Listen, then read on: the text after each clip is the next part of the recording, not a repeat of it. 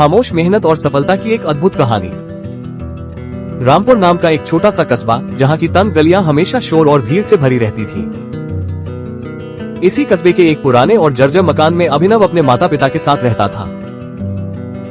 अभिनव एक साधारण लड़का था, जिसे स्कूल के बाकी बच्चे अक्सर औसत कहकर बुलाते थे। जब क्लास में टीचर कोई कठिन सवाल पूछते, तो अभिनव जवाब देने में थोड़ा समय लेता था।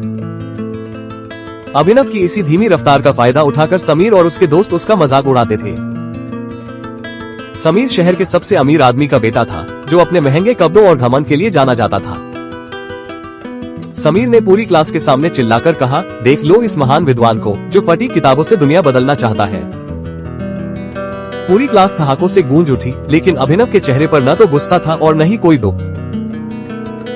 उसने चुपचाप अपनी नोटबुक में कुछ लिखा और एक हल्की मुस्कान के साथ बोला, समय आने दो। अभिनव का घर बहुत छोटा था, जहां सुख सुविधाओं का नामो निशान तक नहीं था। उसके पिता रामलाल दिन भर तपती धूप में रिक्शा चलाते ताकि बेटे की पढ़ाई का खर्च उठा सके। माँ शांति दूसरों के घरों में काम करती थी। उनके चेहरे पर थकान थी, पर आंखों में बेटे के लिए उम्मीद। घर में एक पुरानी मेज और एक टूटी हुई कुर्सी थी, जो अभिनव का एकमात्र स्टडी कॉर्नर था। गरीबी इतनी थी कि अक्सर घर की बिजली कट जाती और पूरा कमरा अंधेरे में डूब जाता। लेकिन अभिनव की किताबों के प्रति भूख इतनी थी कि अंधेरा भी उसे रोक नहीं पाया। जब पूरा मोहल्ला सो जाता, अभिनव अपनी किताबें लेकर सड़क के एक पुराने लैंप पोस्ट के नीचे चला जाता। लैंप पोस्ट की रोशनी धुंधली थी और चारों तरफ मच्छरों का शोर था, पर उसका ध्यान सिर्फ पढ़ाई पर था।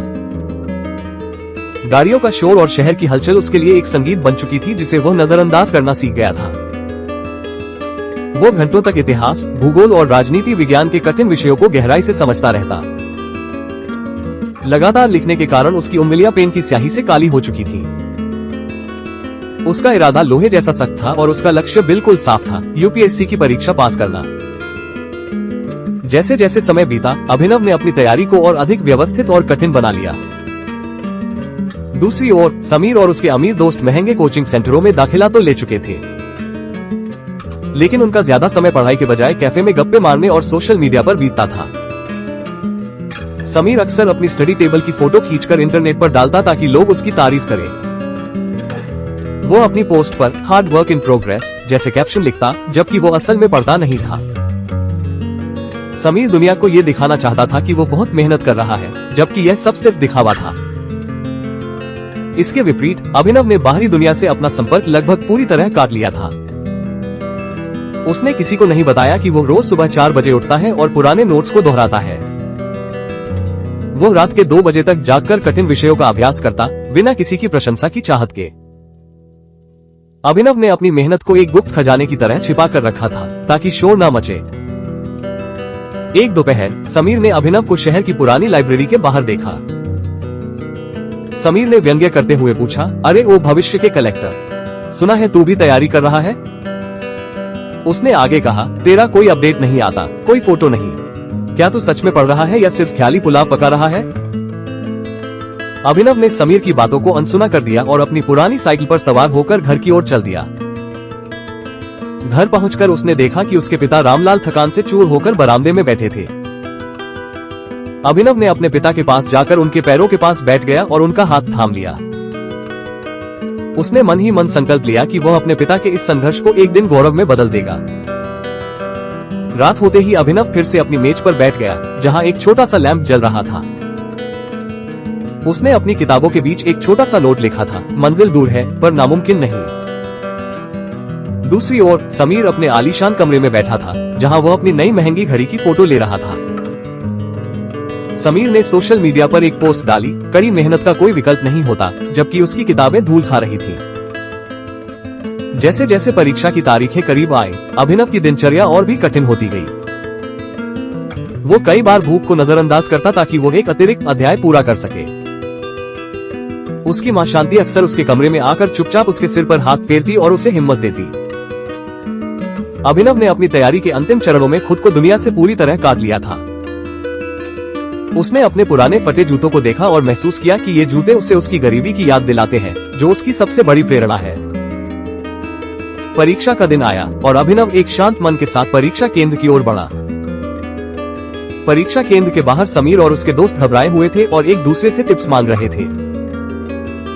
समीर ने अभिनव को देखा और फिर से मुस्कुराया, देखते हैं तेरा सन्नाटा तुझे कहाँ ले जाता है। अभिनव ने कोई जवाब नहीं दिया और चुपचाप अपनी परीक्षा देने अंदर चला गया। परीक्षा के बाद के कुछ हफ्ते बहुत तनावपूर्ण थे। पूरा कस्बा परिणामों का इंतजार कर रहा था। अभिनव ने इस दौरान अपने पिता के साथ रिक्शा चलाने में मदद की ताकि उनका बोझ कम हो सके। अंततः वो दिन आया जब यूपीएससी के परिणाम घोषित होने वाले थे।